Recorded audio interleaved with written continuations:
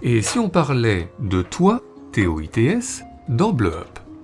Car des toits au cinéma, il y en a. Des toits de maison dans The Serious Man, ou des toits d'immeubles dans 4h44, des toits qui ouvrent un film dans Sous les toits de Paris, ou des toits qui clôturent un film dans Birdie, des toits pluvieux dans V pour Vendetta, ou des toits ensoleillés dans Le Mépris, des toits à Paris dans Paris nous appartient, à Berlin dans Les ailes du désir, à Rome dans La Dolce Vita, à Madrid dans The Limits of Control, à Jérusalem dans Intervention divine, à Téhéran dans Les chats persans, à New York dans Serpico, ou à Las Vegas dans Very Bad Trip. Bref, des toits au cinéma en veux-tu en voilà, de quoi bien évidemment faire un petit point sur la question. Alors commençons par l'évidence, se retrouver sur les toits au cinéma, comme ici Joseph Gordon-Levitt sur les sommets du World Trade Center dans The Walk, c'est être symboliquement sur le toit du monde, et donc éprouver un certain sentiment de liberté. I make my way to the top. Nobody stops me. Comme peut également le ressentir, mais à une échelle plus modeste, Bruno Podalides dans Comme un avion, qui prépare sur le toit de sa maison son voyage en canoë-kayak à l'écart du bruit et de l'agitation du monde. Toujours dans cette idée de liberté, certains personnages hors normes, originaux, s'exilent souvent au cinéma sur les toits, comme Jean-Pierre Léaud et ses plantes dans J'ai engagé un tueur, ou comme Marlon Brando et ses pigeons dans Sur les quais, ou encore comme Forest Whitaker et ses pigeons aussi dans Ghost Dog, sans oublier le lunaire Jeremy Davis dans The $1 Million Hotel, et puis, autre personnage haut perché lié au toit, le médecin suédois de l'hôpital et ses fantômes de Lars von Trier, dégoûté de travailler au Danemark, et clôturant du coup chaque épisode de la série par quelques saillies plutôt acerbes.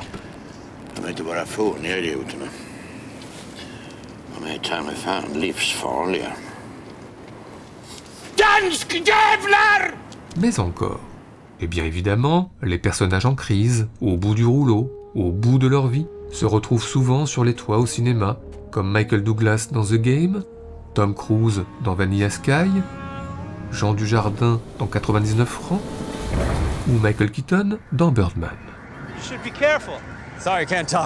Mais sinon, plus réjouissant, les toits sont aussi, heureusement, au cinéma, des lieux de fête et de musique, où l'on joue du violon en ouverture d'un violon sur le toit, ou du violoncelle et de la scie musicale à la fin de Délicatessen.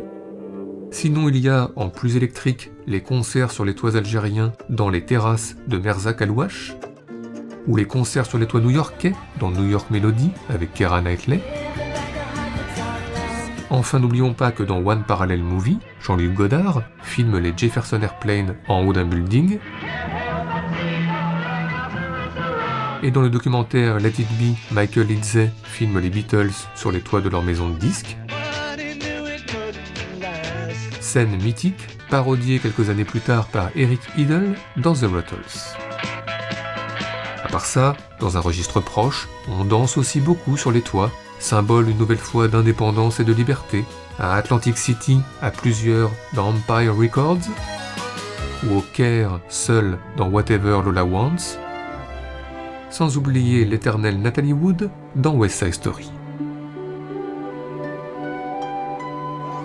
Mais encore, eh bien les toits, lieux souvent à l'abri des regards, facilitent souvent les rapprochements sentimentaux entre Superman et Lois Lane dans Superman années 70, ou pour Harvey Keitel et Zinab Bethune flirtant sur les toits de Little Italy dans Who's That Knocking at My Door. Sinon, c'est aussi sur les toits que Joaquin Phoenix et Gwyneth Paltrow concluent, en tous les cas un temps, dans Two Lovers. Sans oublier Tony Leung et Leslie Cheung, amants au bout du monde à Buenos Aires dans Happy Together, et Kim Basinger et Mickey Rourke, amants au bout de la nuit dans 9 semaines et demie.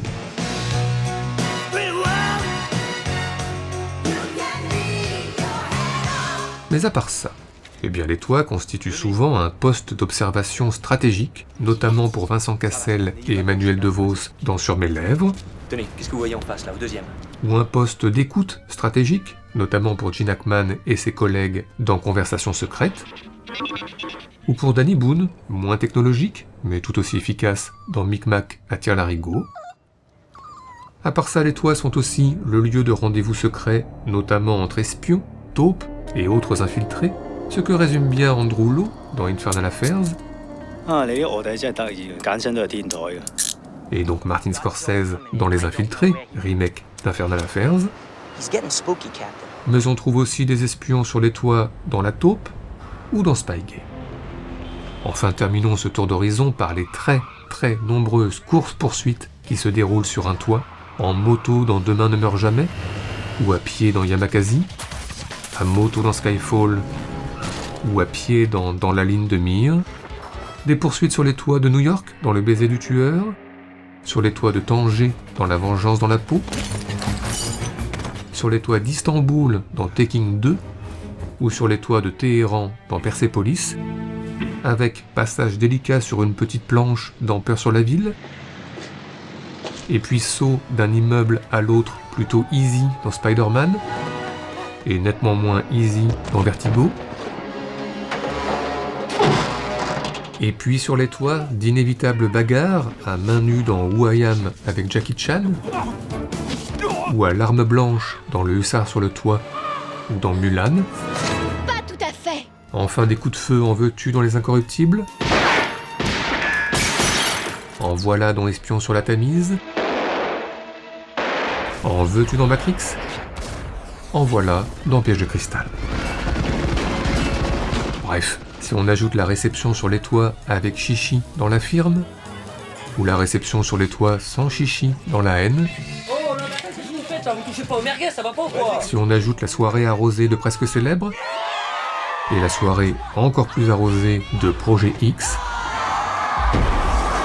si on ajoute la contestation sur les toits plutôt bon enfant des élèves dans Prof, et la contestation sur les toits nettement moins bon enfant des élèves dans If, si on ajoute le tueur sur le toit qui repère sa victime dans Le Parrain 2, et le tueur sur le toit qui ajuste sa victime dans L'Inspecteur Harry, et puis les toits expressionnistes du cabinet du docteur Caligari, et les toits surréalistes de la maison du docteur Edwards, I saw him drop the wheel on the roof. mais aussi la rencontre avec le diable dans L'Avocat du diable, She never remarried? et la rencontre avec le dieu Gozer dans SOS Fantôme, et puis le voleur sur les toits dans Les Vampires, et le voleur sur les toits dans La main au collet, et enfin l'atterrissage tendu sur les toits dans New York 1997, et le décollage tendu aussi sur les toits dans World War Z. On peut dire que tout le monde, au cinéma, se rend un jour ou l'autre sur un toit, même Brandon Lee dans The Crow, et même Michael Keaton dans Batman, même les chats des Aristochats, et même les moutons de Shaun le Mouton, et même King Kong dans King Kong. Et tout ceci nous a plus que jamais donné des envies de classement. C'est donc parti pour notre traditionnel top 5 subjectif, celui des meilleures scènes de toit de l'histoire du cinéma, en tous les cas pour nous.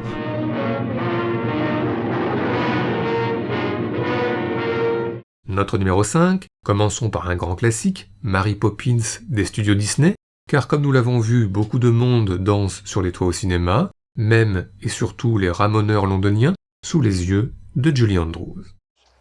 Stepping time!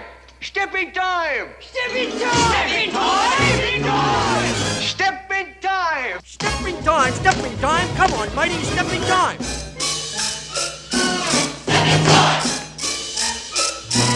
Stepping time! Stepping time! Stepping time! Stepping time! Never need a reason, never need a rhyme. It's stepping time! It's stepping time! Get your knees up! Get your knees up! Stepping time! Get your knees up! Stepping time! Never need a reason, never need a rhyme. Get your knees up! Stepping time! Round the chimney! Round the chimney! Stepping time! Round the chimney! Stepping time! Never need a reason, never need a rhyme. Round the chimney! Stepping time! Flap like a birdie! Flap like a birdie! Stepping time! Flap like a birdie! Stepping time! Never need a reason, never need a rhyme. Flap like a birdie! In time! Notre numéro 4, une nouvelle chorégraphie, mais d'un autre genre, dans Tigre et Dragon, d'Ang Lee, un long combat tout en apesanteur, conçu comme un ballet, entre les toits et la terre ferme, entre Zhang Ziyi et Michelle Yeoh.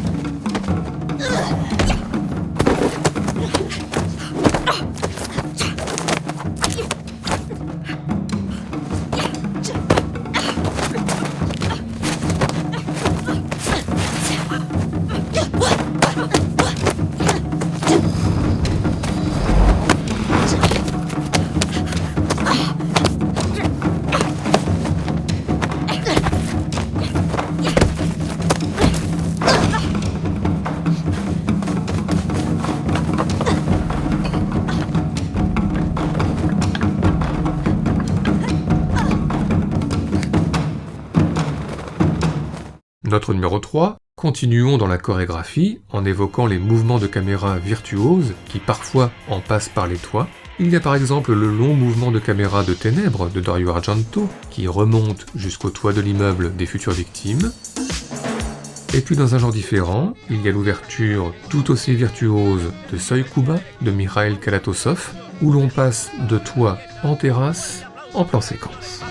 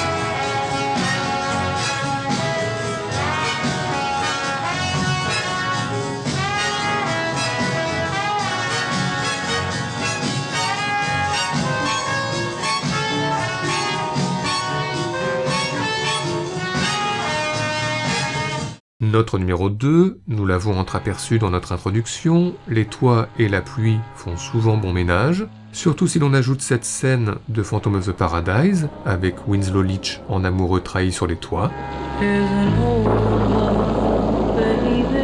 Surtout aussi si l'on ajoute cette scène de l'impasse, avec Al Pacino sans parapluie. Et surtout enfin, si l'on ajoute la fin de Blade Runner, avec Harrison Ford qui tente d'échapper à l'androïde Rutger Hauer, une scène dont voici la première partie, histoire de ne pas complètement spoiler le film aux chanceux qui ne l'ont encore jamais vu.